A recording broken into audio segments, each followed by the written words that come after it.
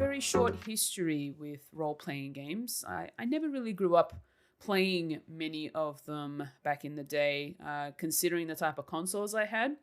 I usually played a lot of 2D platformers mostly, and the usual games you'd find on your PC like Solitaire and Minesweeper and all that sort of stuff. But in terms of RPGs, I would say the first time I got into RPGs really was back when I was in high school. Yes, this is going to show my age. And back then, The Sims 2, yes, technically an RPG. The Sims 2 was my first RPG, and at the time, I didn't have any real consoles to play with, and I only had a computer, mostly used for study, of course, and to do my research for school. But when homework was done and I had free time and I was allowed to play some games or do whatever, Sims 2 was my go-to game that I would play on my PC. And I just had so much fun with it. It was amazing. And yeah, technically, yes, it is an RPG because you're leveling up your characters through, making them read books at, doing certain tasks around the house like plumbing or cooking or, cleaning or some form of task you were doing, play music, to build up the intellect and the creativity side of your character and of your sim. And I think in that respect it was definitely an RPG. So I would class it, even though it was definitely more of a simulation game, more so, but it's also definitely, I would class it as an RPG. So that was definitely the first for me. Overall, like in general, first ever, never played any other RPG before. And I think with The Sims 2, I played it a lot. Most of the time, whenever I fired up a new save, it would always take me forever to get the house done. Like I would always build out the house so much I don't even know if it was always the way that I would always build it. It was either going to be my dream home build or it was the house that I was currently living in. And that's how I built the house. I'm like, all right, I'm going to replicate my current home. This is how it's gone. This is how it looks. Okay, let's see if we can find the furniture that looks similar. Make sure they're placed in the right spots as they are right now. And that's kind of where my brain was at the time. And with my sim character, I would make sure that for whatever reason, it was like my heightened reality version of me. And I would always make sure that they were smart, they were creative, they had a really good paying job, and it was just all of that sort of stuff. And I really enjoy playing Sims 2, and I played that for a good couple of years before I'm gonna say before I hit my senior year of high school, where I kind of had no choice but to put away all of the fun stuff and really knuckle down and put my head down and study as much as possible, which I feel like my years in year 11 and 12 weren't the best for me, more so just because, I'm going to say I've got strict parents. And back then they were a lot worse in being strict and making sure that I was, doing my homework and make sure I was studying very hard so that I could get, the best scores possible in tests and assessments and all that sort of stuff. So unfortunately for me, I didn't really get too much of a chance to play games in my senior year of high school. So in that respect, it was more about me socializing with friends and being able to have fun and so that I wasn't always stuck studying and I didn't feel bored or overwhelmed by it all. So that was my outlet back then, was going out and socializing with friends and stuff like that. So video games weren't really a thing for me during that time, and that's why Sims 2 was the first time I played like a big major piece, like a major game in general, and it was also an RPG, so it kind of worked out really well for me. But that was my first PC RPG. If we were talking about other consoles later in my years of gaming, I'm going to start off with let's start off with my PlayStation 3, because that was the first console I had bought in a very long time. And so my PlayStation 3, I'd say the only RPG that was on there that I had bought was Kingdom Hearts 1.5 Remix, and then followed up by 2.5, which technically still sealed, never been opened, never been played. So goes to show how much I actually played Kingdom Hearts. So I ended up playing Kingdom Hearts 1.5, but I didn't get too far. I played for a little bit. I don't remember too much of the start of the game, but I remembered going into the different Disney worlds that you come across when you're playing as Sora. And so my first PlayStation RPG was Kingdom Hearts. I didn't get too far with it. Like I said, I probably only put in like, I don't know, maybe about 10-ish hours into the game. I can't really tell. My PlayStation profile won't tell me how long I played that game. However, I can tell you now, 0% of trophies were earned, because back then I knew nothing about trophies. I didn't know trophies were a thing back then. Whenever notifications sort of popped up, I'd be like, oh, that's cool. What does that mean? Later in life, I learned that trophies were achievements of sorts. And then, things just made sense.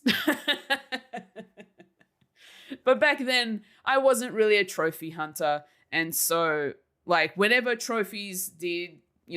did get notified on my PlayStation that I obtained a trophy for a game or in a game, I celebrated that I got a trophy, but that didn't mean that I would go and hunt for more, because I didn't know where to look for trophies. And I'm like, okay.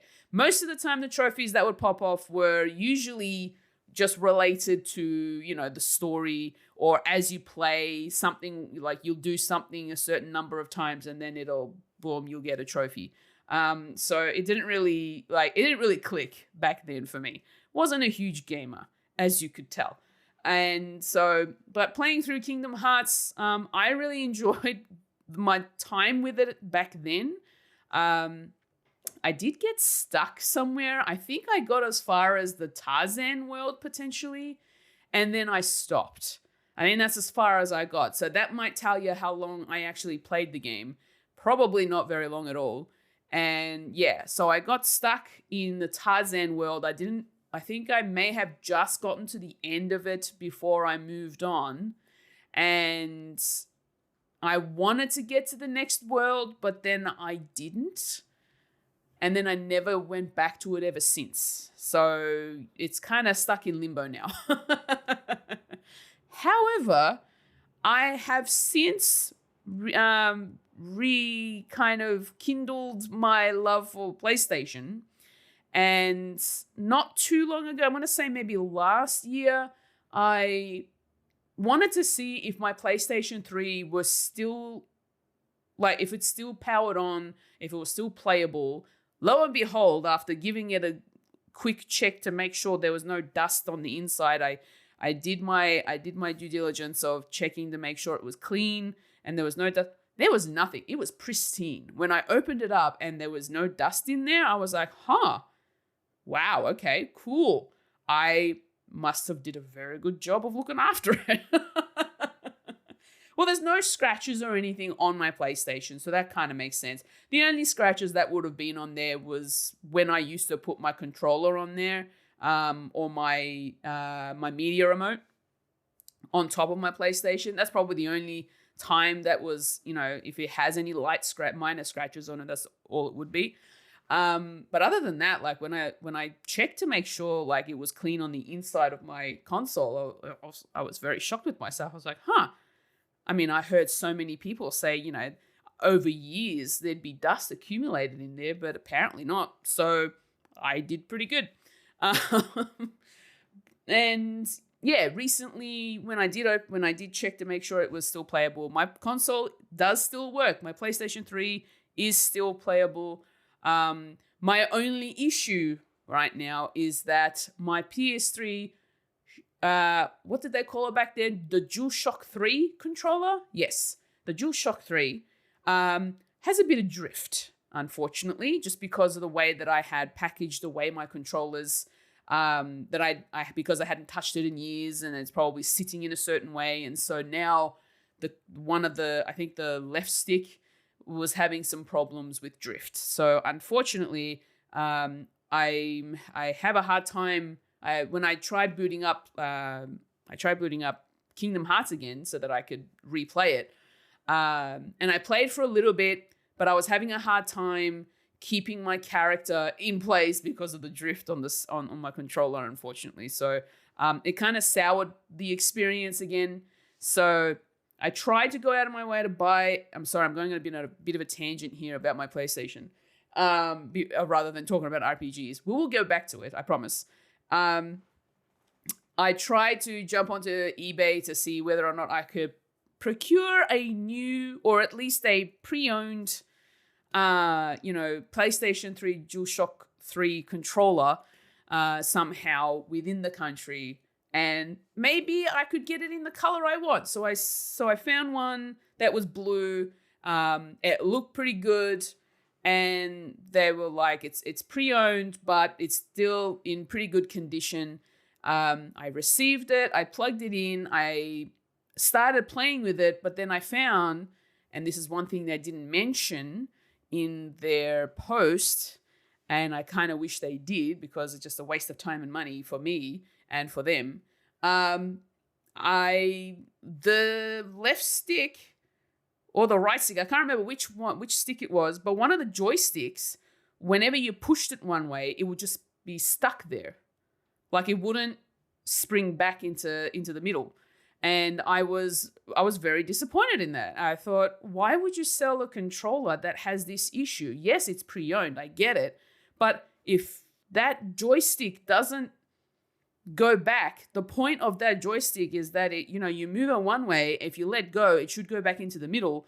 This one didn't, it just stuck there. So it was sticking. And I hated that. And it was just very frustrating that I got a controller that was worse than the controller I already have. My controller had stick drift. At least in that respect, it was manageable, that I could still move the stick around and it'll be fine. It just meant that if I didn't touch it, my character would be moving another way. But this one that I bought on eBay, it got stuck when you pushed it one way. And I thought, that's worse than stick drift. Why would you do that? Why would you sell that? So I put in a request to return it and get a refund, and they were nice enough to at least say, all right, take pictures of it and then send it back and blah blah. And so I did, and now I'm back to square one. But then I realized that I could potentially, and I haven't tried this yet, I could get a Bluetooth adapter for the PS3, and I could use my DualSense controller, my PS5 controller. So I haven't tested that theory just yet. However, I did buy the 8BitDo adapter, the Bluetooth adapter. My PS3 is still currently at my parents' house. Since I moved, I haven't moved everything over yet, and my PS3 is still there. So I'm planning, next time I go visit my parents, I'm planning on bringing my PS3 back home to my current home right now to test out the theory of using the Bluetooth adapter with my DualSense controller so that I could at least go back and play Kingdom Hearts on my PS3. Now, yes, you're all going to tell me right now, but Kingdom Hearts is on the current PlayStation Store. You can play it on your PS5. I know, but I already own it physically. I already own it physically. I have it. I've got a PS3. It's fine. I'm okay to go through the nostalgia of playing back on my old console that I haven't touched in many, many years. So I'm happy to go back to that. But I want to test that theory of going back and using my new controller with my old console. So why not do that? Anyway, moving back into the RPGs of my history after that little PlayStation tangent. Yes, so after Kingdom Hearts being my first RPG, back then I had a friend that convinced me to grab an Xbox 360. Now, I never owned an Xbox in my life, so the 360 was my first. And so my friend back then, helped me pick out some games that they thought I would be interested in, that I might enjoy. And they recommended some that they thought were really good. They're really good too. And one of those was an RPG, and it was Fable 3. Now, I've heard a lot of people mention nowadays in the last couple of years that Fable 3 wasn't one of the greatest of the Fable games in the Fable franchise. I don't know this because Fable 3 is my first Fable game. I can't go out of my way to turn around and tell you that this other Fable game is better than Fable 3, right? Because I've never played them. Fable 3 was my first Fable game, and I loved Fable 3. Like, you have no idea. I think the moment I figured out, like, the whole concept of this game, the relationships you could be in, the fact that you can own homes and then rent them out, the exploration that I had the ability to do, like the amount of running around and exploring I could do, all of these people I could, visit and talk to and romance and and then watch all these families, I think there were moments in the game where couples had their own little tiffs, and so a wife would ask me to go spy on their husband to see what they were up to and to see if they were cheating on him, and I Fable 3 was hilarious. I loved it so much. I have my 360. I don't know whether my Xbox 360 still works. I need to test it first, and just make sure that it, I don't have the what is it called, the red ring of death or whatever it is, the orange ring or whatever it is. I still have no clue whether or not it's still usable. So that's probably something I'm gonna have to check and make sure it still works. But if it doesn't, that's totally fine. I'm pretty sure I can play Fable 3 on my Series S. That's my second Xbox console, by the way. I'm not huge into the Xbox world, as you can tell. But Fable 3 was my first Xbox RPG. And I really did enjoy it. So, and I kind of miss it. I really want to go back to it and see whether or not I can, if I have the same feelings about the game as I did back then. And because I had a lot of fun with it. And yeah, so Fable 3 was my first Xbox RPG. And finally, I'm going to mention a Nintendo RPG that I've played for the first time as well. My first Nintendo RPG. Now, considering that I mostly grew up on Nintendo consoles, I never actually played Nintendo-based RPGs. I only played platformers, all the Mario platformers mostly. So for me, I didn't really know anything about RPGs at all until I got to the Nintendo Switch. Yes, it was very late in the game for Nintendo with me to find an RPG on that system. Now, I will preface, I did have a 3DS, but I didn't play any RPGs on the 3DS.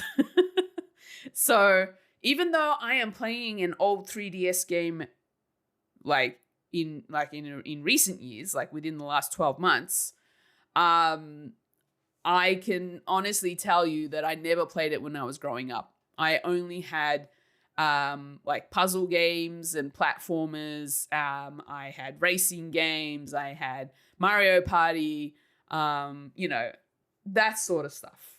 They were the type of games I had on my 3DS. So, like I said, very short history when it comes to RPGs with me.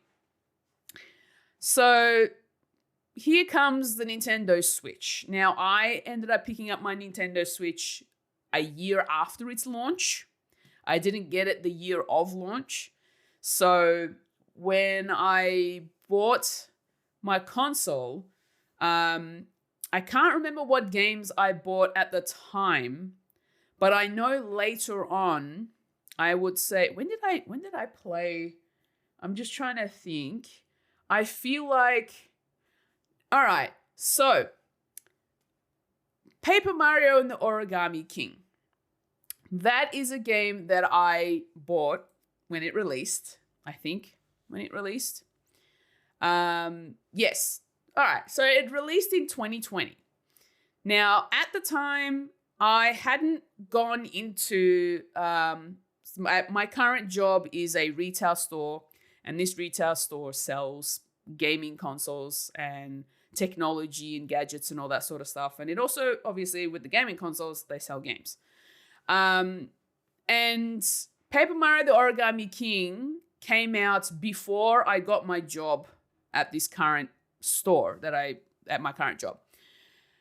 I think once I got there, I came across Paper Mario Origami King. Later in the year, or maybe it was 2021 when I actually played it. I believe it was 2021 that I played Paper Mario the Origami King. And I'm pretty sure I played it on stream too. So for anybody who is curious, I have played Paper Mario the Origami King live on stream. And I think that was probably the most fun I ever had with a Paper Mario game, because that was also my first ever Paper Mario game. I never played any of the other Paper Marios back in the day. I came across them whenever I, was going shopping for, 3DS games, Wii games. I came across them, I'd look at them, and I don't know if I didn't really have much of an interest in them for whatever reason. I'm not sure why. And so Paper Mario the Origami King, when I got the chance to play it, I really enjoyed it. It was really good fun, and I loved the story. I think the story was what really hooked me in. Granted, the battle mechanics in this game really did frustrate me at, most times. But I will say 75% of the time I was okay with it. The other 25%, not so much. Especially when I was versing the boss battles, like in each area, whenever there was a boss. That was always a little bit difficult to handle sometimes. And especially when you had to memorize pathways to get to hit the boss. They're the ones that really bugged me. But overall, I had a laugh with Paper Mario the Origami King. It was so much fun. Because it was my first ever Paper Mario, I had a look into what other Paper Mario games that were out there, but I never really gone out of my way to buy them and play them. Now, recently, Paper Mario and the Thousand Year Door released as a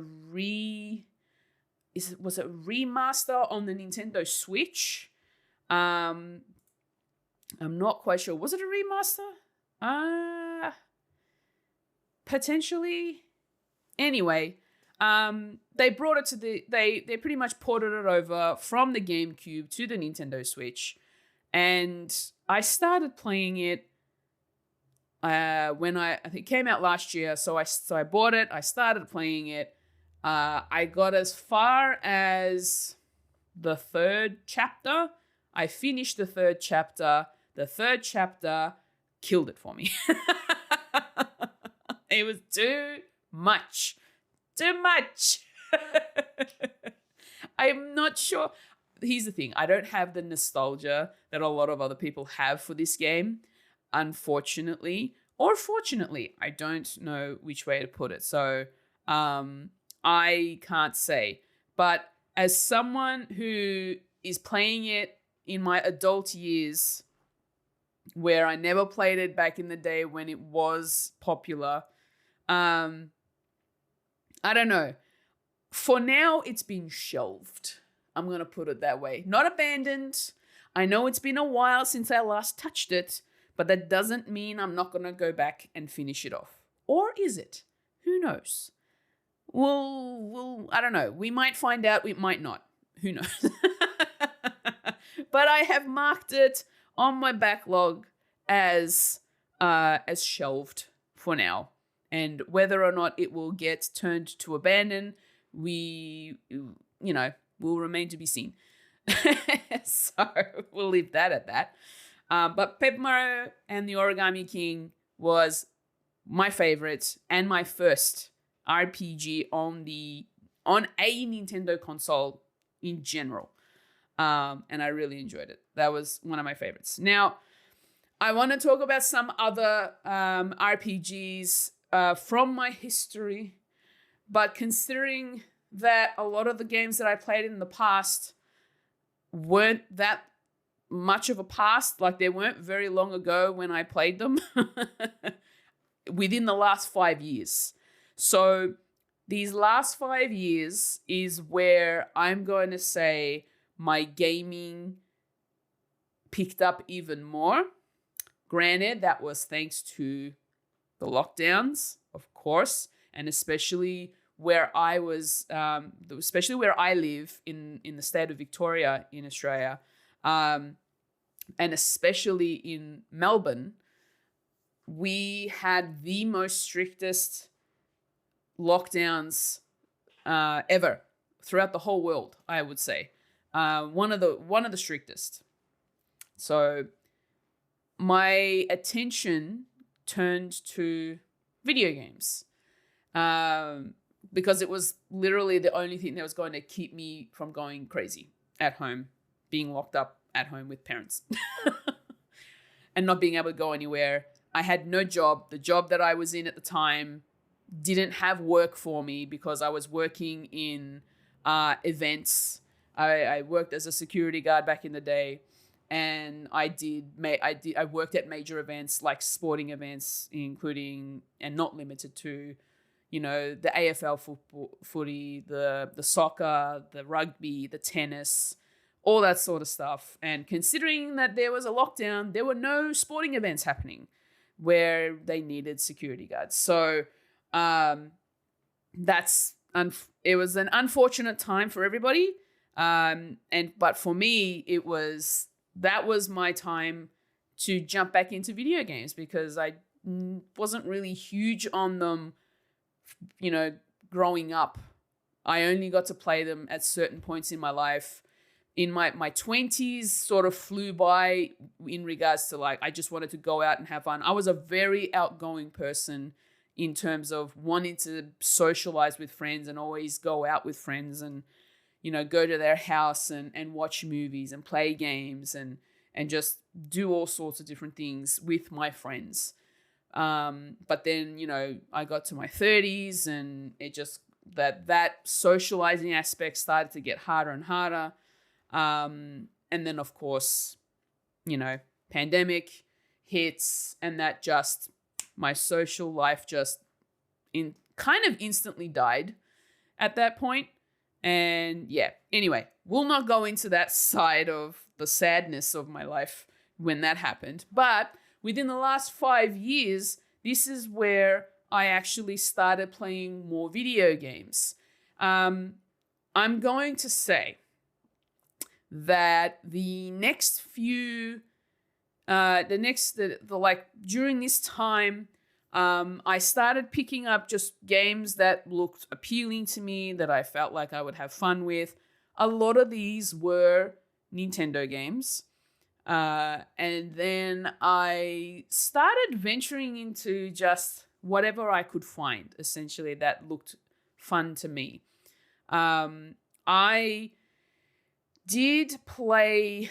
What else have I played here? So I'm just having a look at my played games on my backlogged profile, which you can also visit if you look up Foolish Fuji. So backlog.com/Foolish Fuji, you'll definitely find my profile.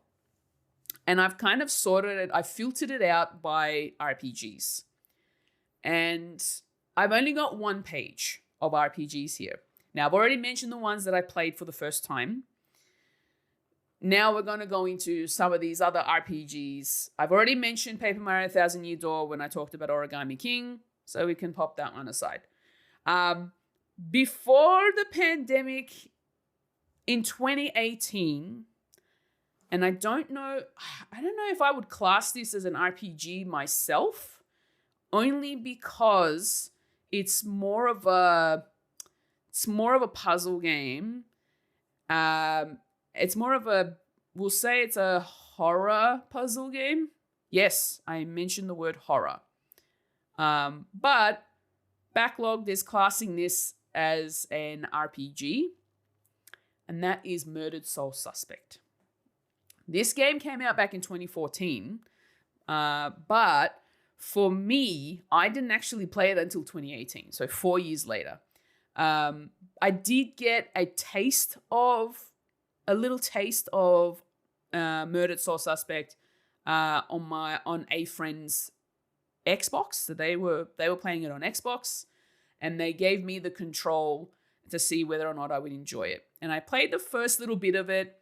Yes, I was freaking out like no tomorrow when I was playing that game.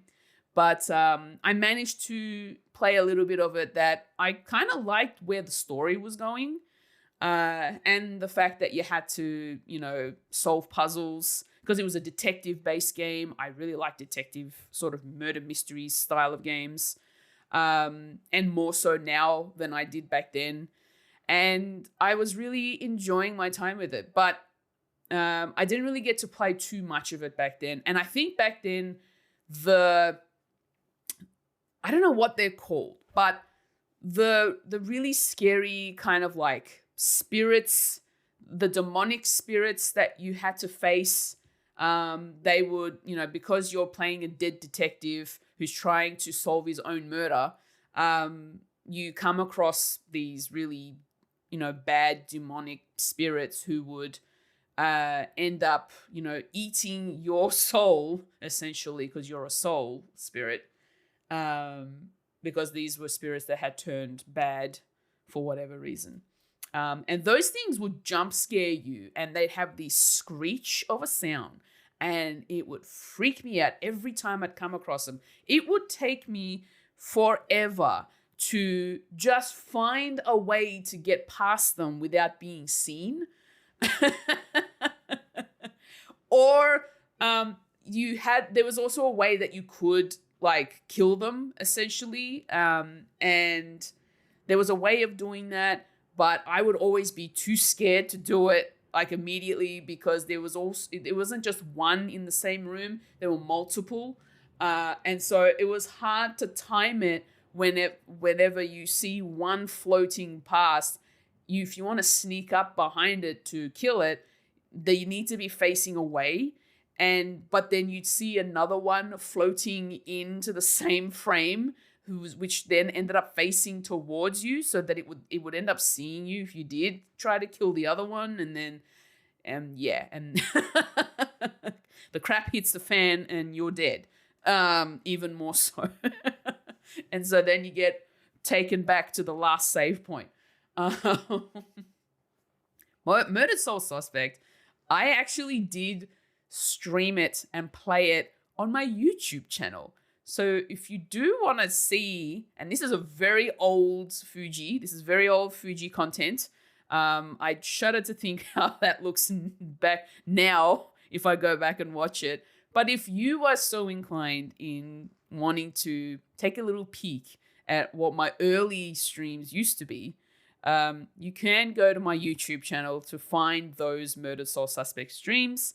I played them on PC, and it ran pretty well. It ran all right, considering the PC I had at the time. But yeah, if you want to go check that out, you can go to my YouTube channel for that. Because it is there, I promise you. But yeah, so that was that. But within the last 5 years, I've been exploring different variety of games. I have still been playing a lot more of the platformers and all that sort of stuff. But in terms of RPGs, let me just name a few for you. I did end up playing a majority of Miitopia. I've never played a Miitopia game. Apparently there was one based on I think it was the 3DS. I could be wrong, but I did end up playing Miitopia, the 2021 released version. I was pretty close to the end of this game, to be honest. I was so close to the end of this game. But for whatever reason, I didn't end up going back to it. So that has been put to the side. I'm not sure whether... Oh, you know what stopped me is because I was underleveled.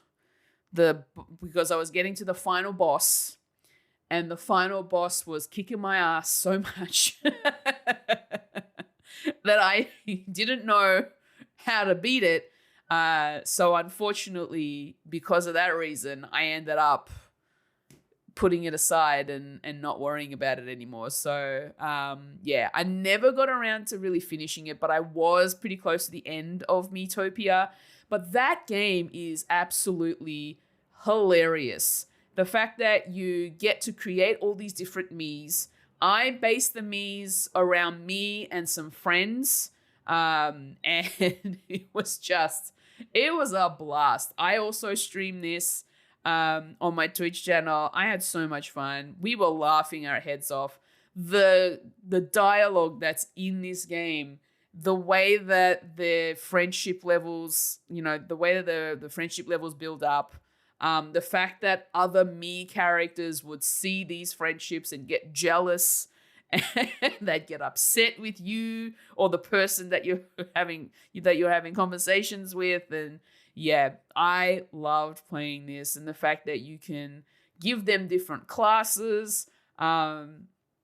It was a lot of fun. And the outfits that you could get with these characters, holy moly, were there moments where I was, raising eyebrows and just covering my eyes thinking, what the heck is going on with this outfit? But not to mention the fact that these outfits do help with your Mii in terms of defense and all that sort of stuff. And these were like early days of me learning about RPGs, let's just put it that way. And Miitopia is a great sort of way of getting like anyone into RPGs, I think.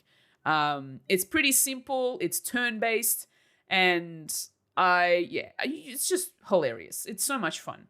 I loved Miitopia. I kind of want to go back to it. I don't know, maybe I might restart Miitopia, do like a full refresh of a game, and see where I can go with it and maybe actually finish it for the first time. But Miitopia was definitely one of my favorites that I played in the last 5 years. Another RPG that I want to mention here. Now, I'm going to kind of stick with Nintendo here. I've played some Pokemon games, which some that I didn't list in my backlog, but I have played and only played it on Nintendo Switch because I never played them growing up, so I don't have the nostalgia for these. I played the re-release version of Pokemon Brilliant Diamond. I gave that a go.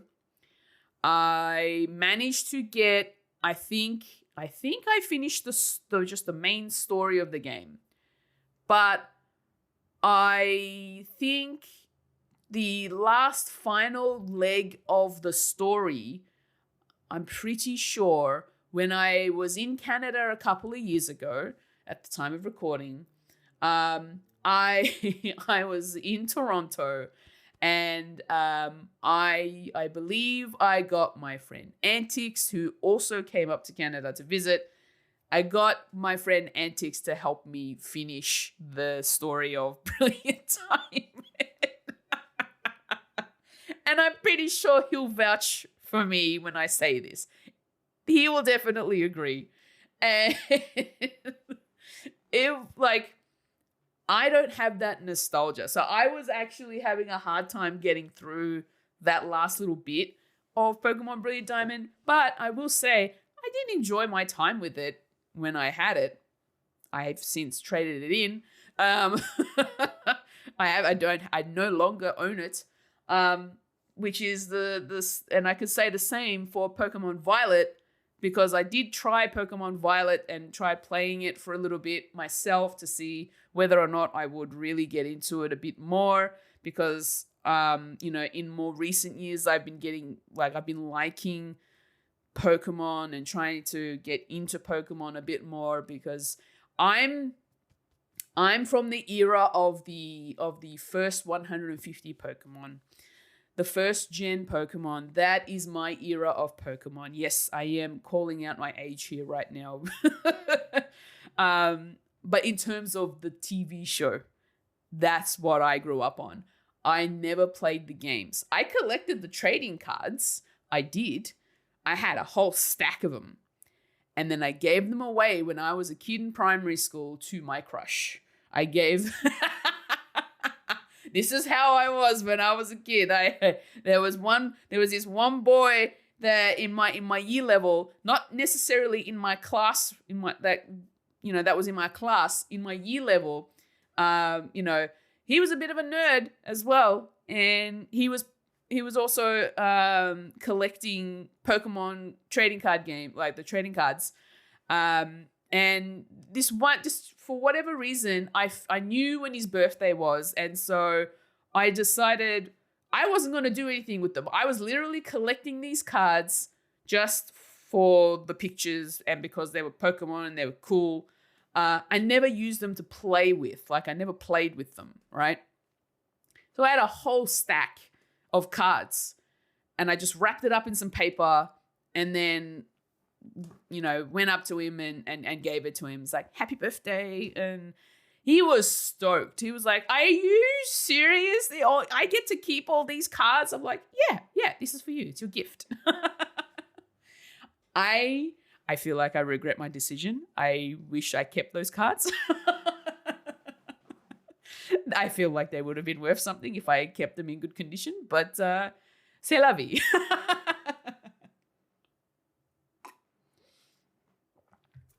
Anyway, getting back to the video game side of things, I tried Pokemon Violet. I was not impressed with it. Like most people, of course, who, especially on the Switch 1, this was way before, the Switch 2 was even announced. Pokemon Violet just did not jive with me. Wasn't getting into it. I played for maybe up to about 5-10 hours of it, potentially. I can't remember. I might have to go back into my console, my Switch console, just to see how much of the game I did actually play. But yeah, I could not get into it. It just wasn't working for me. And I don't know. I think I think Pokemon Legends Arceus definitely ruined other Pokemon games for me if I was to try and get back into them. So before Pokemon Violet came out, I played Pokemon Legends Arceus. Now this one I was more into and I absolutely loved purely because of the fact that it was open world.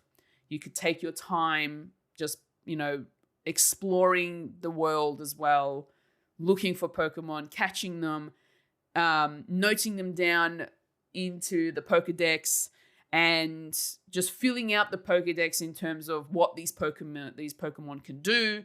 And I love that. And there was a whole sort of overarching story behind it all. It was so much fun to you didn't even have to battle. You could just catch them. And then if you didn't want them, you can just release them.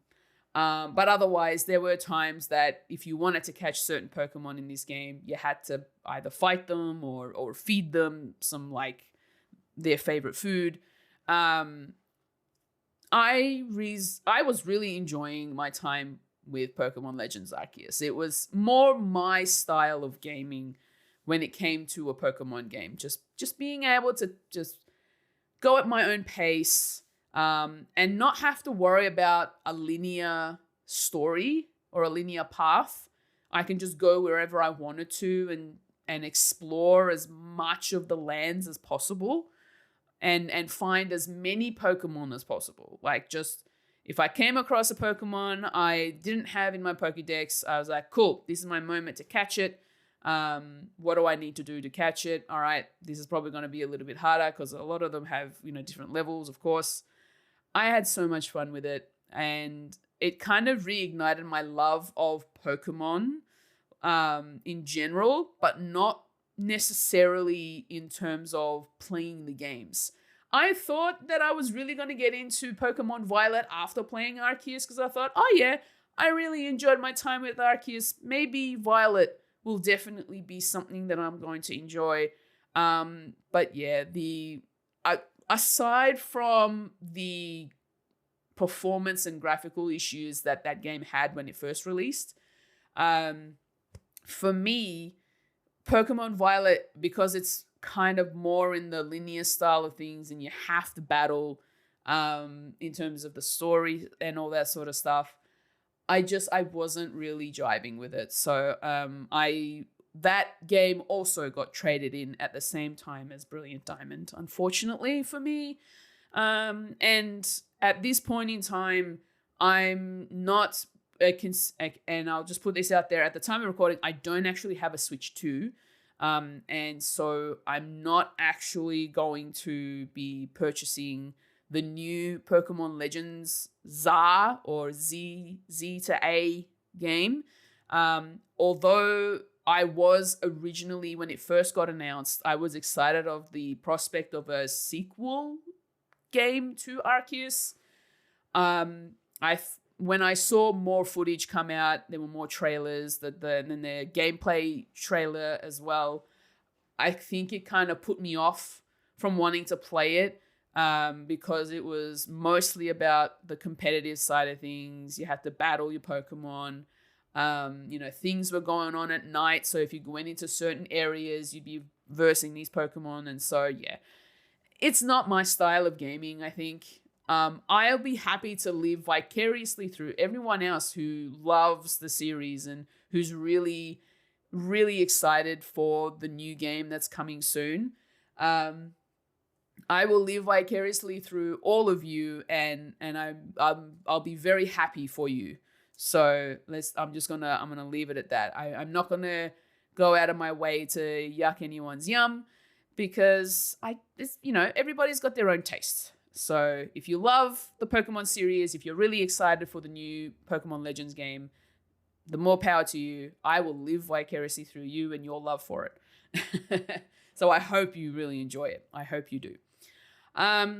Moving out of Pokemon, I have tried playing through Mario plus Rabbids Kingdom Battle. I didn't play this at release.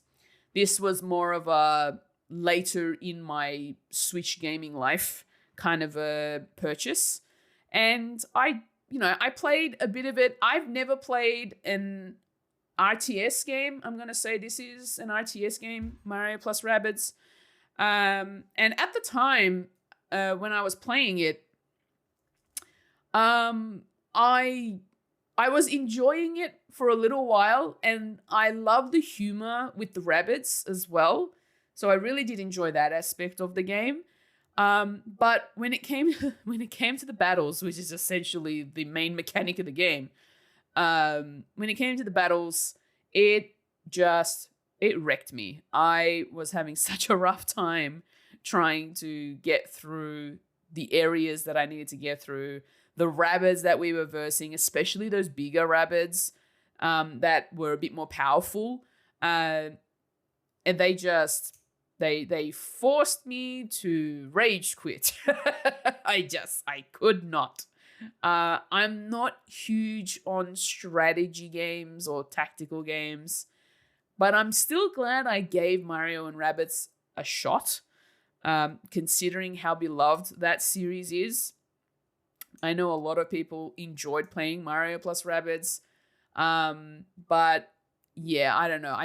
For me, tactical style games can be a bit frustrating. Now, granted, I have bought an RPG that is similar in terms of strategy, but it's not at the level of Mario plus Rabbids. And that game is in my backlog at the moment, and I'll mention that later on when I go into some of the RPGs that I hopefully will be playing, because they're in my backlog right now. But yeah, Mario plus Rabbids, great humor, really, really cool sort of concept for a game.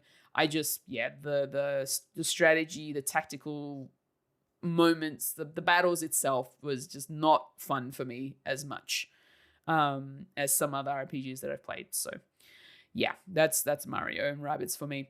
Now I have actually played some indie games that are RPG related, adjacent. I'm not quite sure how to put it. But the backlogged, as I said, has filtered them through as RPGs themselves. And I didn't know that. So that's pretty cool. Now, Bear and Breakfast. I've played quite a bit of Bear and Breakfast. I was really enjoying my time with it. I've since shelved it. I haven't played it since, I can't remember when I actually started playing this. When did I start playing this? I started playing this back in December of 2023. And I believe the last time I played it was probably early 2024. I haven't touched it since then. Unfortunately, it's a good game. I enjoy it. It's really cute. It's very cozy. You're a bear that's looking after, you have to furnish bed and breakfast and get humans into the forest so that they can leave resources for the animals. And so hence the bed and breakfast, so they can, leave trash and all that sort of stuff. So there's this whole sort of bed and breakfast kind of empire thing going with the animals. And it's actually pretty funny. So the dialogue is pretty comedic. But the best part of it is you're a bear that is looking after these houses, these lodges, I should say, more so, in the forest.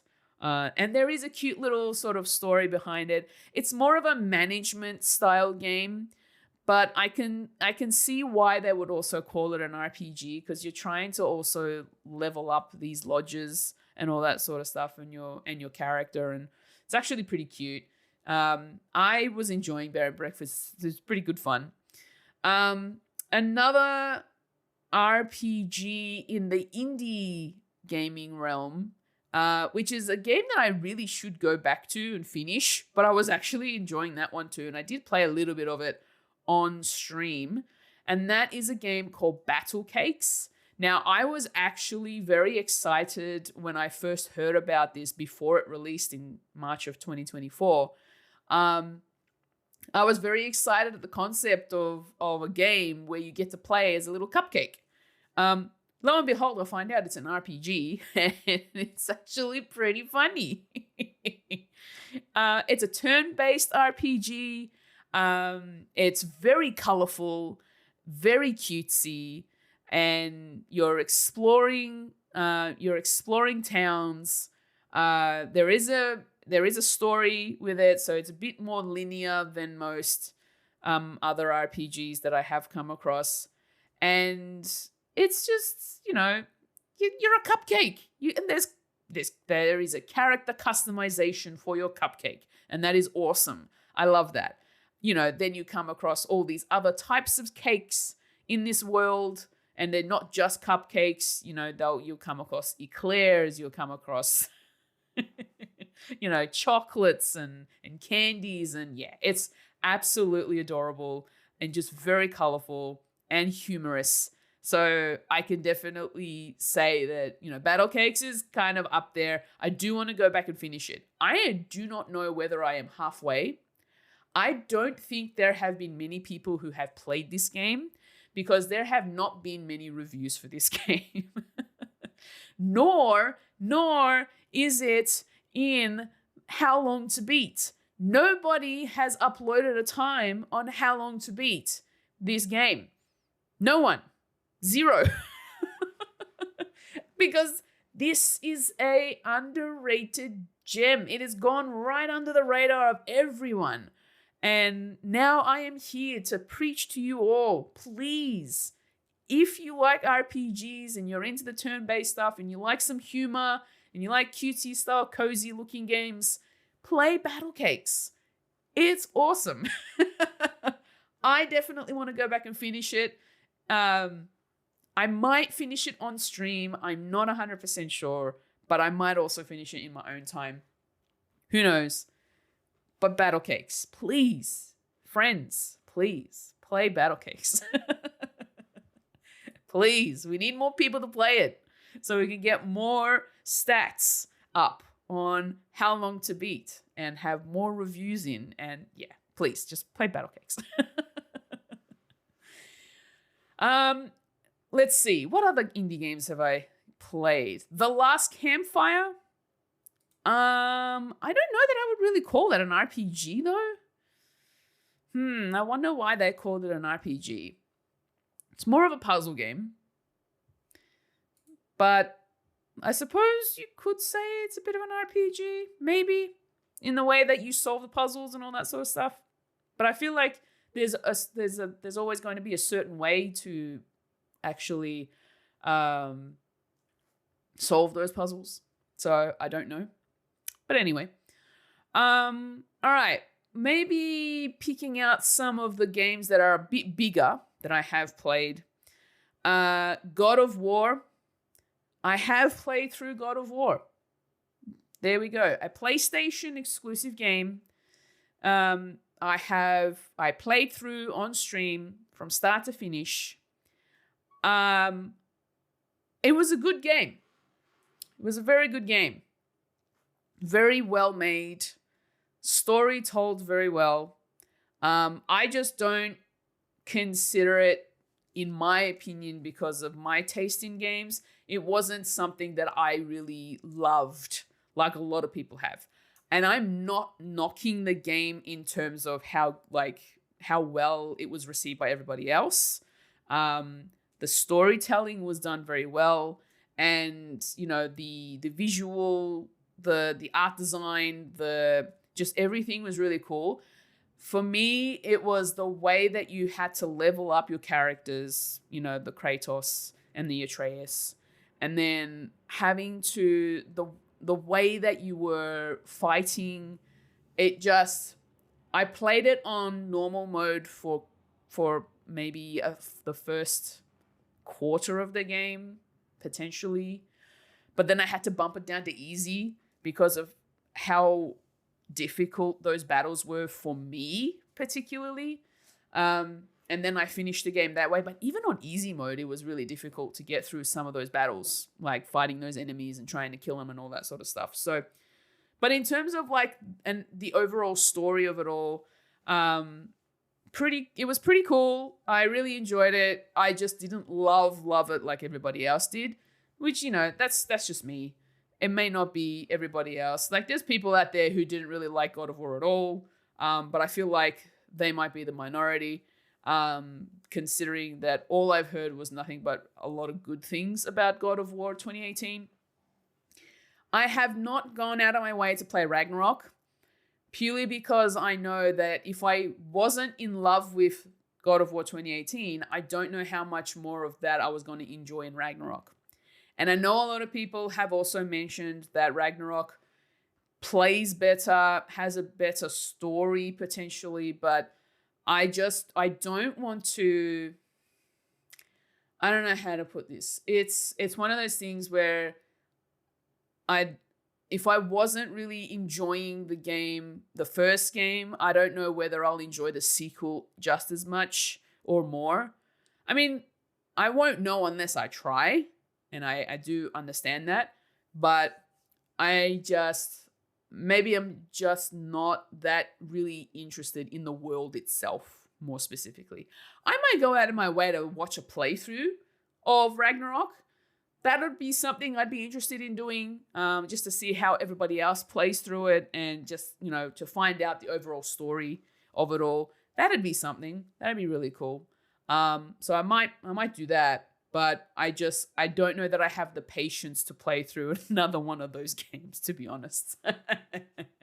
Let's just put it that way. A game that surprised me quite a bit that I really enjoyed, though, was a game called Aiden Chronicle Rising. Now, how did I come across Aiden Chronicle Rising, you might ask? This is a very random style of RPG. I came across it when I still had PlayStation Plus, the extra tier, and it was in the extra tier library. I also found out that Aiden Chronicle, what's that? Damn, it's in my backlog. Hold on a second. The main sequel game of Aiden Chronicles. What was the name? Holy moly! If it's not in my backlog, I am gonna be very, very shocked with myself. It is not in my backlog. Holy crap! La la la la la la. Where is it? It's not there. One moment. Aiden Chronicle 100 Heroes. Oh my gosh, how did I not remember the name? Oh, it is in my backlog. Maybe I just did not see it. Anyway, it's there. I have Aiden Chronicle 100 Heroes. That one came out last year, and I made it a point for myself that I would play through Aiden Chronicle Rising right to the end. And for whatever reason, I was enjoying Aiden Chronicle Rising so much that I just kept playing it and then finished the game. I finished the story. I loved it that much because I was also going out of my way to do the side quests, which were very fetch questy. And I didn't think that I was going to enjoy a lot of those that much. Now, in that game, I loved the fetch quests. I loved the side quests where you had to go and get stuff for certain people. But you also had to run through and do battles against all these enemies as you went through it. And this was all done in 2D. It was in a 2D world. And it was turn-based. It's a turn-based RPG, and the story itself really intrigued me so much. And this is more of a prequel story to 100 Heroes. So I was just fascinated by the characters and the world that it was in. So I loved playing through that game. And I think I rated that quite high. I gave that a 4-star out of 5. I loved it that much. But because of that, I pre-ordered and bought 100 Heroes. Now, that's still currently in my backlog, and I don't know when I'll get around to it. But then I find out also that 100 Heroes is not necessarily the same style of RPG. This is going to be a completely different story, even though it covers some of the characters that we got to learn in Aeon Chronicle Rising. So 100 Heroes is going to be really interesting when I get around to playing it, which we'll never know when that will be, but eventually I will play it. But yeah, really enjoyed Aeon Chronicle Rising. Really good. What else have I played? I'm just having a look at my list here. A lot of the RPGs that I have played are kind of unfinished business. Actually, let me talk about some of the ones that I have finished recently. One of them being Granblue Fantasy Relink. Now, I didn't know this. I thought this particular RPG, this particular game, I thought it was based off of an anime, because I had found the I think I found the Blu-ray at work when I was just sort of looking through the anime section of all the DVDs and Blu-rays, and I saw Granblue Fantasy.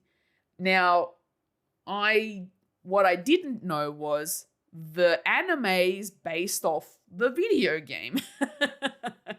I didn't know this. So that's actually really, really cool. I would love to be able to watch Granblue Fantasy, the anime, if I can at some point. I might go out of my way to maybe purchase the actual anime itself, or see if it's on a streaming service somewhere, because I don't think it's on Crunchyroll. But Granblue Fantasy Relink, I really enjoyed it. That one, I finished the story. So I did the main story I finished. There's a prologue. There's a prologue part of the game that I haven't completed yet, but I'm sort of in the middle of. And that's also been quite fascinating and fun. So I'm sort of still trying to get through the prologue, but I have completed the main story of the game.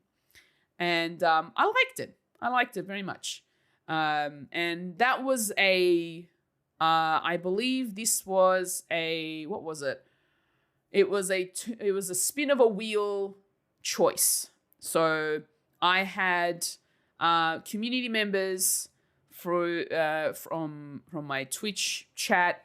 They and just people suggested, all sorts of people just suggested non-Fuji games that I normally wouldn't go out of my way to play. They all gave me suggestions, and so I put all these games onto a wheel, and I spun the wheel, and we decided, as in chat, we decided that the first game that the wheel lands on, or that it stops at, is the game that I'm going to play. No respins, just the first game.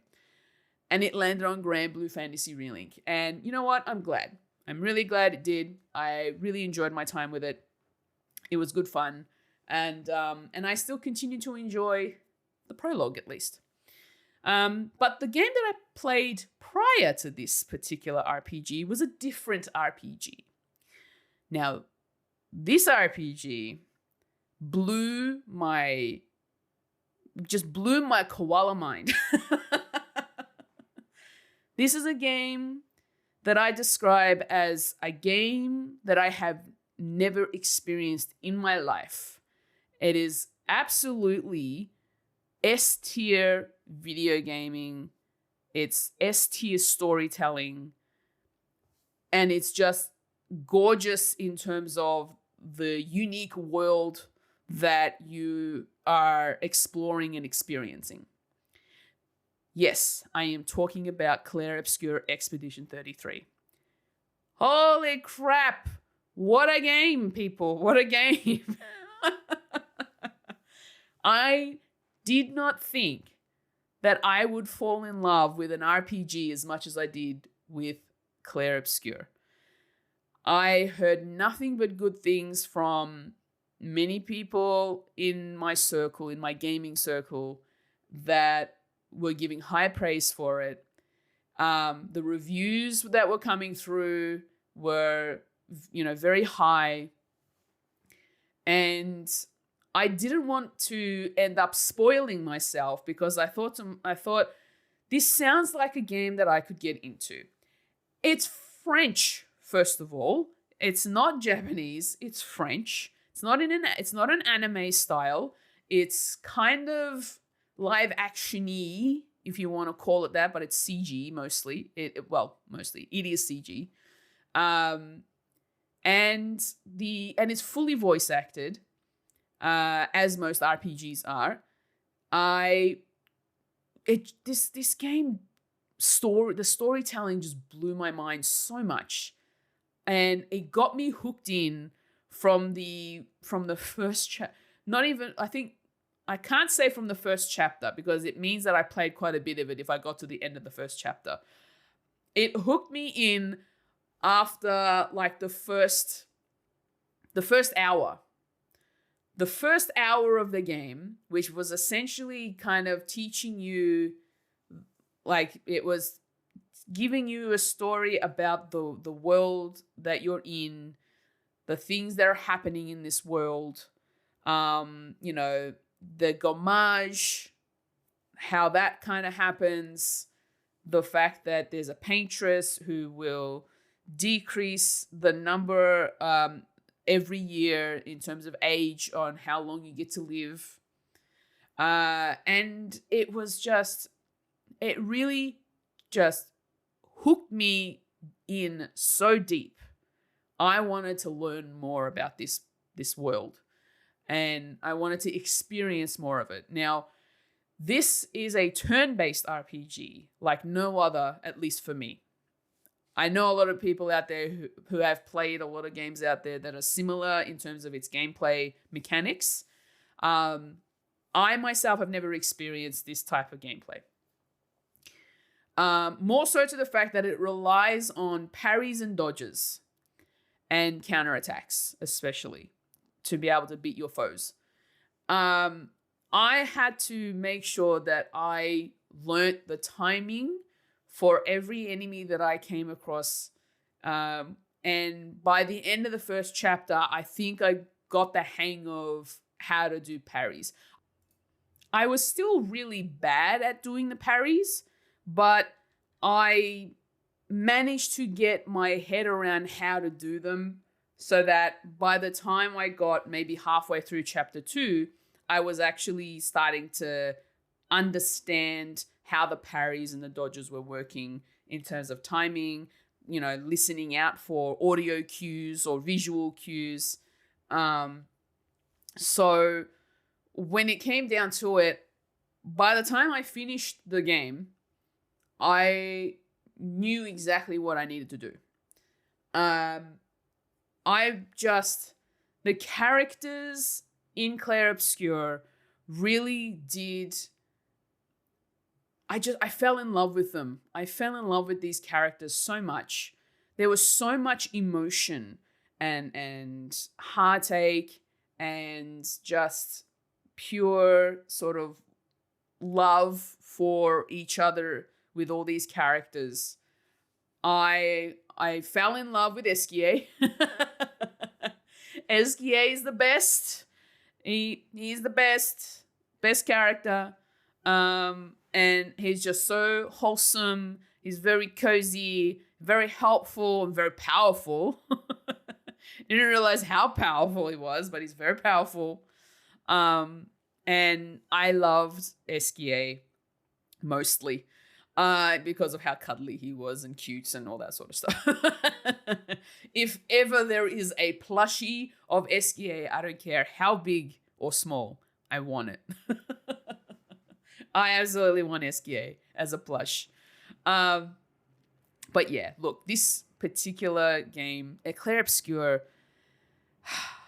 man, I have to, now that I have played and experienced this particular game, I cannot compare anything to it, because if I do, I'm going to be disappointed with everything else I end up playing after the fact. So I'm just keeping Clair Obscur at high regard on this high pedestal, really high pedestal, and it can stay there by itself until one day maybe something else will maybe bring it down a peg. But right now, as it stands, the Clair Obscur Expedition 33 has been my favorite gaming experience, my favorite RPG story that I have ever played. And I don't think anything comes close. That is big words coming from me, considering that I don't have a big list of RPGs that I have played in my gaming history, we'll say. There are a few other games in this list that I could go into that I have played, but a lot of them are unfinished or they're abandoned. One abandoned game that I'm going to mention here, and I'm going to get a lot of flack for this. Or maybe not. I don't know. Persona 5. I think I got, I don't know how many hours in I was in terms of my own personal gameplay. And I could potentially look into it while I try to sort of yammer on here. Persona 5 really did throw me through a loop, because for whatever reason, I think I was having a hard time playing through the game. That is also a turn-based JRPG.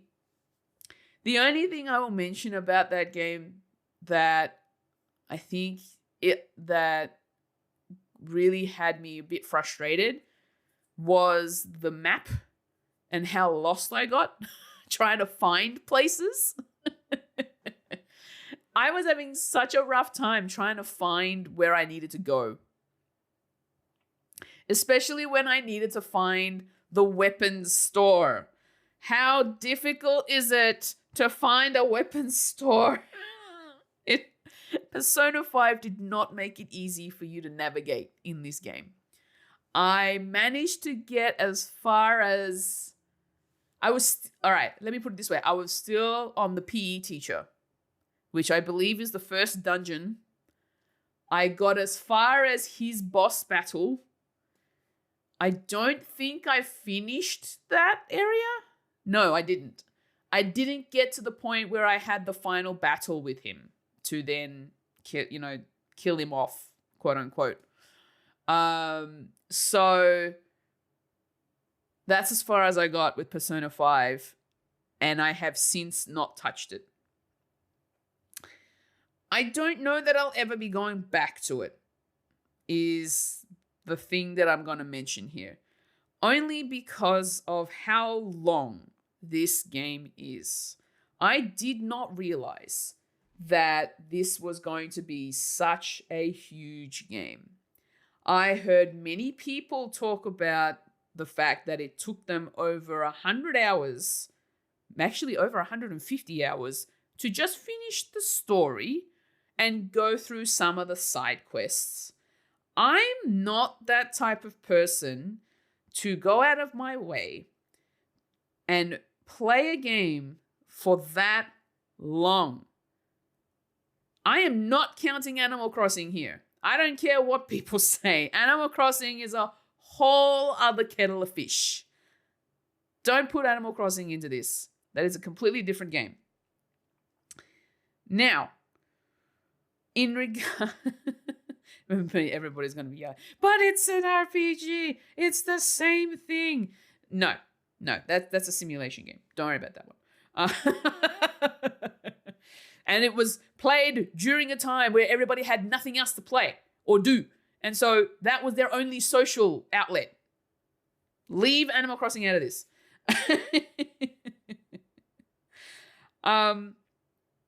Persona 5, the fact that you have to play over 100 hours to finish Said story just intimidated me to no end. I did not want to be stuck on this game for that long. I really didn't.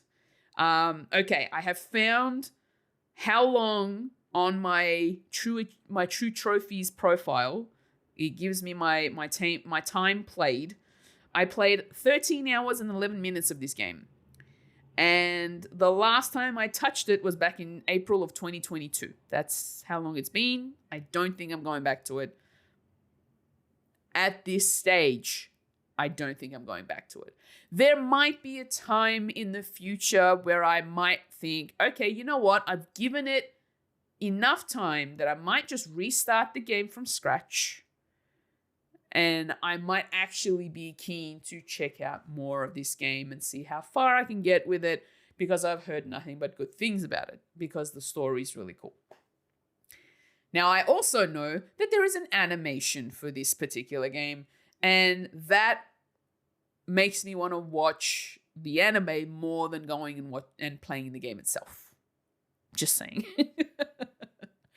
I feel like that's what's going to end up happening.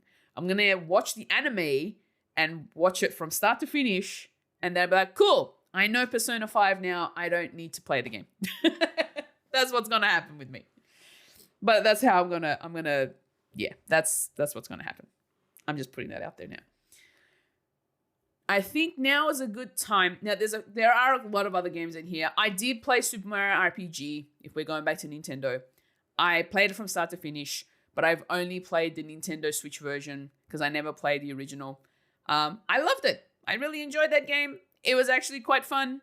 And that one, I think I loved the art style of it all, and the story was really cool too.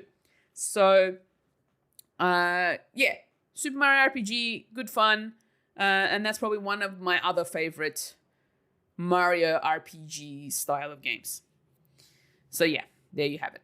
Now, if we're talking about RPGs in my backlog, now I'm gonna say that I probably don't have them all written in my backlogged profile. If you want to go check it out for yourself, you can. You're more than happy to. I'm more than happy for you to do that, but that is up to you. I've got a few in here. Got quite a few in here. Now, I've already mentioned that Aiden Chronicle 100 Heroes is in my backlog. That's definitely one I want to play. I do have Kingdom Hearts 1.5 and 2.5 in here, even though I have technically gone and played it and stopped and whatever. But I'm going to keep it in my backlog for now until I find a good way to play it, because I will then play it properly from start to finish. In terms of other games that I have in my backlog, this was a game that I had hinted at earlier on in the episode. And that's Unicorn Overlord. That is a strategy game, a strategy RPG that I have in my backlog. The only reason why I ended up buying this game, physically, by the way, and on release, so it's still sealed, the only reason why I went out of my way to grab this game when it released is because I played the demo. And although I didn't finish the demo, I played about 3-ish hours, maybe a little bit more, of the demo, and I really enjoyed my time with it. So, and the fact that I knew that once you load up your game, like when you've bought it, you can, the demo actually carries over. I'm actually glad that it does, because now I can go back, or maybe I won't even bother. Maybe I might just start the game from scratch, because I've probably forgotten everything that's happened in the actual demo since I played it. But at least that's nice if you have played the demo, that the demo carries over onto the main game. So yeah, I played the demo, really enjoyed my time with it, and went out and bought the game. And I really do want to play it, because that was actually really cool. Sort of like the battles are automated. You just set it up, and then when you go into battle, it just plays out in front of you. And that's a really cool concept to me. So I kind of like that. So I'll definitely go out of my way to play that. I have, and this was when I first had PlayStation Plus, and especially when it was the when did I have? When I had PlayStation Plus Essential first, when I got my PS5 before I upgraded to the extra tier, when they announced that was a thing. I've got Judgment in my backlog. Yes, I know this is kind of a spin-off game to the Yakuza games, or at least the Like a Dragon ones, I think. Please correct me if I'm wrong. But yeah, I've got Judgment in my backlog because I claimed it for free during one of those months where Judgment was the free game for the month. So I did claim it, and it's there. So I do want to play it. Speaking of Yakuza, I pretty much went out of my way to buy all of the Yakuza games, including the Kiwami games, when they were all on sale for like $6 each. I bought them all. They're all in my backlog. Yes, I bought all the Yakuza games. I don't know what possessed me to go and buy them all at once. Okay, not all at once. I bought 0, 3, 4.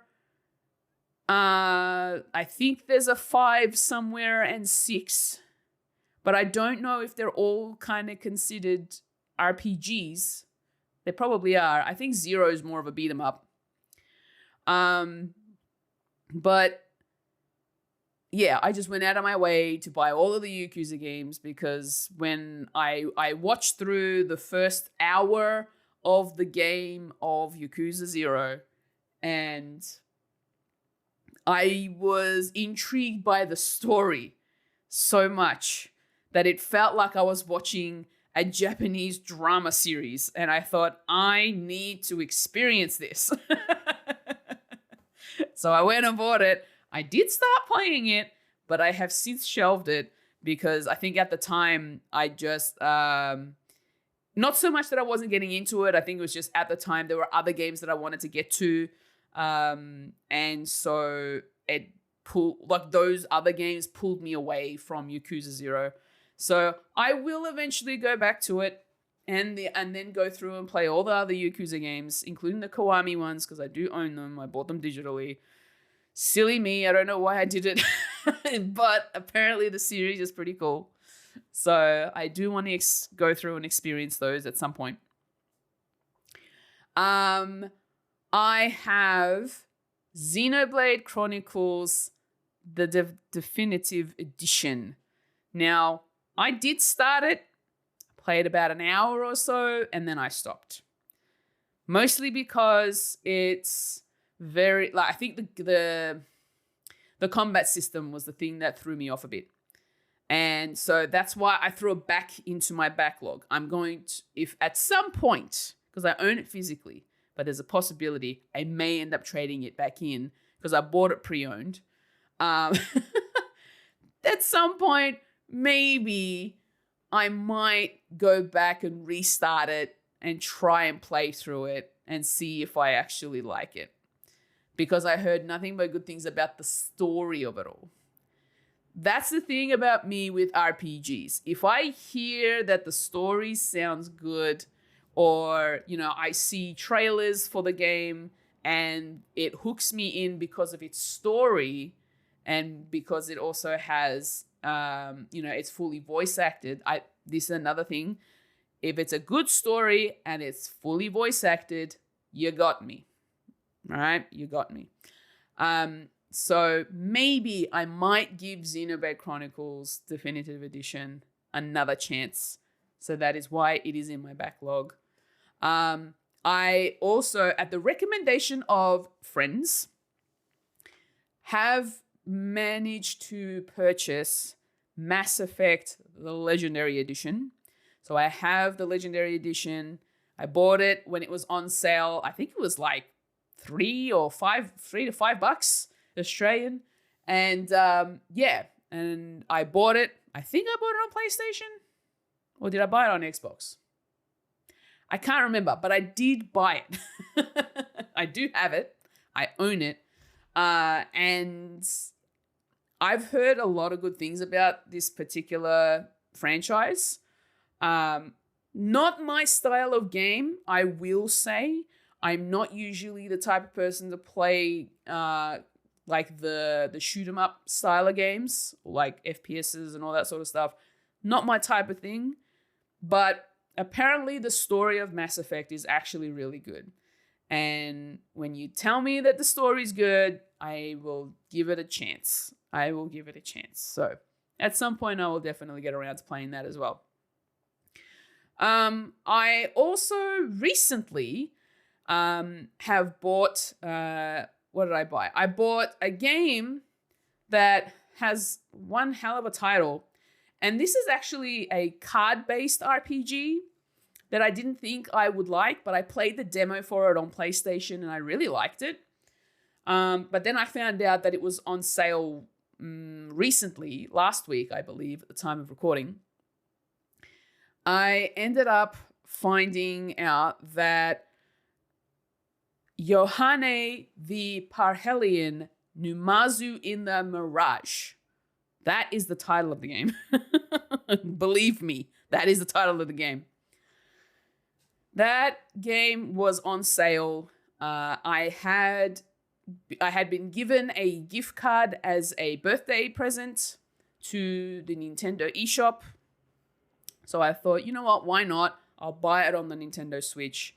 And then at some point, I'll be able to play it handheld or docked. So it doesn't really matter. I have options now. Whereas if I had bought it on PlayStation, which is where I originally had it wishlisted, I wouldn't have been able to play it handheld. But lucky for me, I have Deku Deals. I use Deku Deals, and that app alerted me to tell me that, hey, Yohane is on sale right now on the eShop. Go have a look. And it was pretty cheap. So I thought, you know what? Why not? I'll just buy it there. That'd be pretty cool. What else here? I have Cabernet. That is the visual novel game about vampires. That is definitely on my backlog that I really want to get around to. The story really intrigued me. Again, I played the demo. You guys, if you play the demo, you actually get an idea of what you're going to expect. And if you like the demo, you will probably like the main game. So I would highly recommend, if there is a game out there that has a demo for it, but you're not sure about it, definitely play the demo.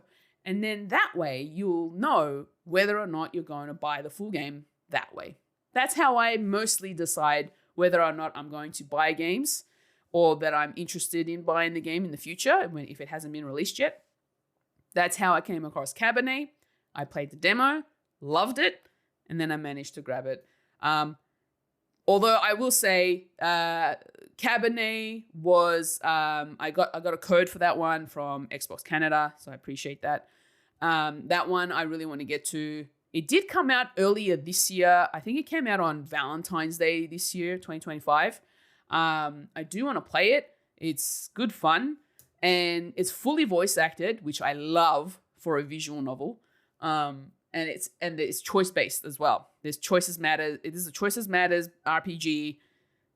Love it. Just it's so cool. And one other one I will mention. You know what?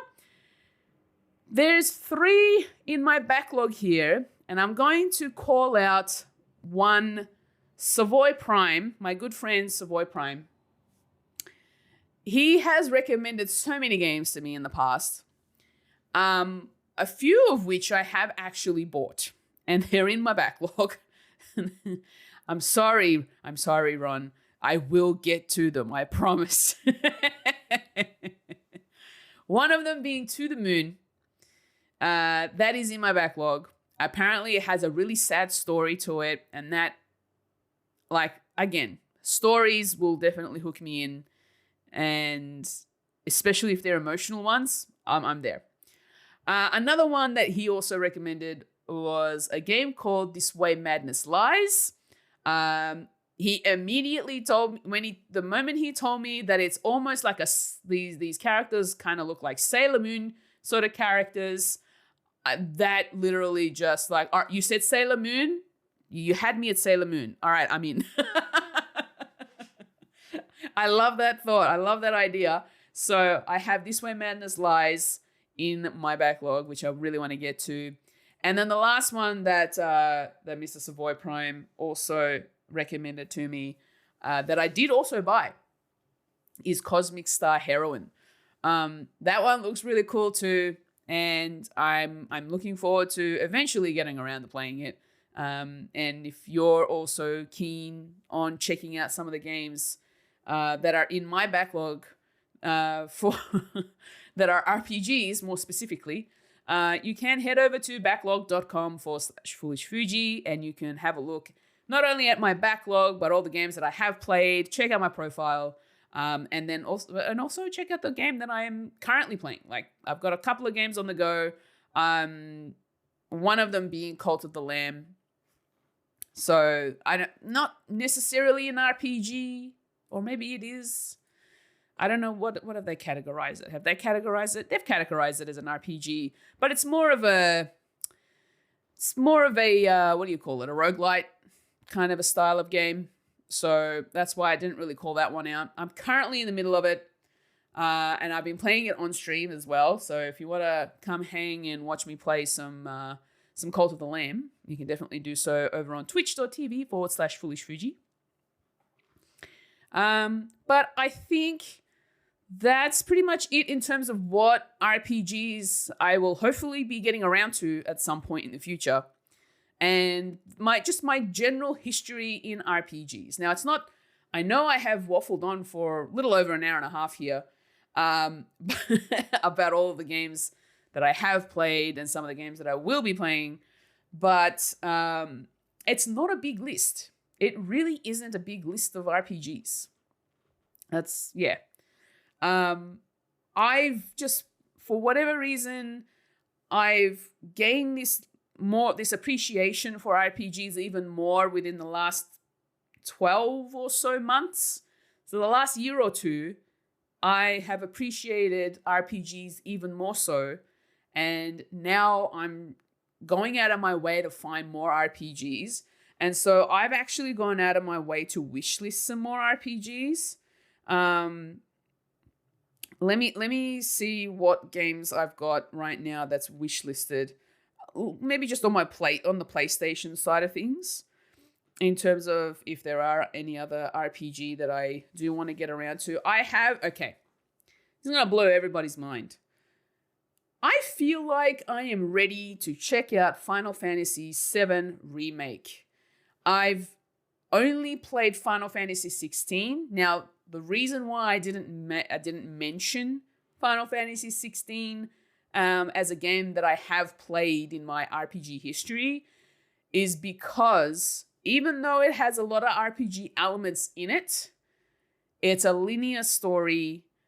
It's more of an action-adventure game, even though it has all of those RPG elements of, a skill tree, leveling up your character, leveling up your weapons,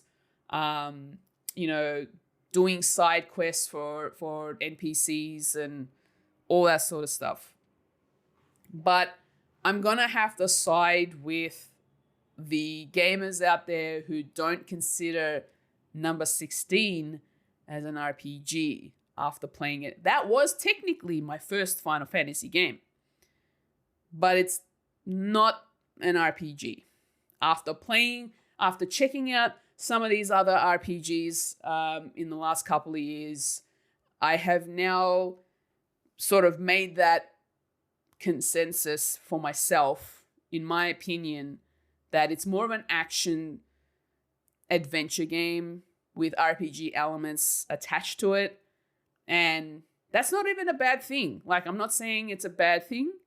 That is actually really, it had a really cool story. I loved Final Fantasy 16. You have no idea how much I love that game.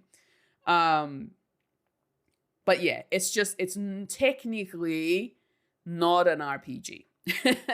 And I'm not going to go out of my way and say that I am an expert in RPGs. I am pretty much a beginner with RPGs, but Final Fantasy 16 is not one of those. But Final Fantasy 7 Remake is, and so I feel like I would be very interested to see how I'm going to go with that particular game and see whether or not I like it, because that might then branch out into me playing some of these other Final Fantasy games that are out there. What else have I got? So that's currently in my wish list, and hopefully potentially will go into my backlog once I procure it. But there's also a possibility that I might borrow it from a friend or a workmate, and I have asked. So hopefully eventually I will get it. Another game that is currently in my wish list because it's been recommended or suggested to me is Dragon Quest number 11S, or XIS, if you want to go that way, Echoes of an Elusive Age. That is in my wish list. People have recommended that I check it out. So it's in my wish list. Eventually, at some point, once I am ready to jump into it, then I will. So that's there. Any other RPGs here? Is there anything else here that I am keen on that is out at the moment? The Lonesome Guild. Don't Nod have released a little RPG game that looks really cute. I'm not gonna lie, and I really do like the look of it, and you can actually play this with friends too, so that's pretty cool. I like the thought of that. It looks really cute, very adorable art style. There are some dark moments, obviously. But yeah, that's an RPG that's also in my wish list there, The Lonesome Guild. Fairy Tail 2 is also in my wish list. I played the first Fairy Tail, but I played that one on Nintendo Switch. But this time around, I thought, you know what? Let me see what it's going to be like on the PlayStation. I feel like it'll probably run better and play better there. So I have Fairy Tail 2 on there. That one, I really enjoyed the first one. I love the anime. It's probably one of my favorite animes out there. And so, yeah, really big fan of the franchise itself. So playing the first game was really cool, just to be part of the world. So Fairy Tail 2 was definitely one of those games where I'm like, all right, when I'm ready to play it, I'm definitely going to buy it when it's on sale, and then I'll play it. Because it just looks really, really fun. What else we got here? The DioField Chronicle. I started playing the demo to this game, and I was actually kind of enjoying the story. Haven't played too much of it though. Now, this is actually an RTS game, an RTS RPG. I don't know how much of this I'm really going to enjoy in the long run. I think I need to go back to the demo and play through the demo a bit more to get more, like, a better idea of what to expect from the game. But I don't know, like, Square Enix usually does a good job with these kind of RPG stories. So I feel like I'm definitely going to really enjoy that. So I'll definitely try to play through the rest of the demo for that. But yeah, that is pretty much it in terms of the games, RPGs that I have wishlisted, at least on my PlayStation Store. Whether I have other RPGs wishlisted on a different storefront, like on Steam or Xbox or Nintendo, I don't remember. I probably do. I could bring them up, but I feel like this podcast has gone long enough. I think we can probably end it here. Let me know what your RPG history was like. I would love to know. If you'd like to, you can either DM me on Discord or, hit me up on the socials. That'll be totally cool. And I'd love to know. It'd be really cool. Or you can also, if you're listening on Spotify, you can comment on this episode over on Spotify, and I'll have a read of your histories in RPG gaming. That'd be really cool to look into. Thank you for listening. If you enjoy the Many Thoughts I Have podcast, I'd really appreciate it if you could give it a 5-star review or rating on your podcast service of choice. To keep up with me, head on over to foolishfuji.com for all my socials, content, and koala merch. Links will be in the show notes. That's it from me. Remember to look after yourself and your mental health, and happy thinking, friends.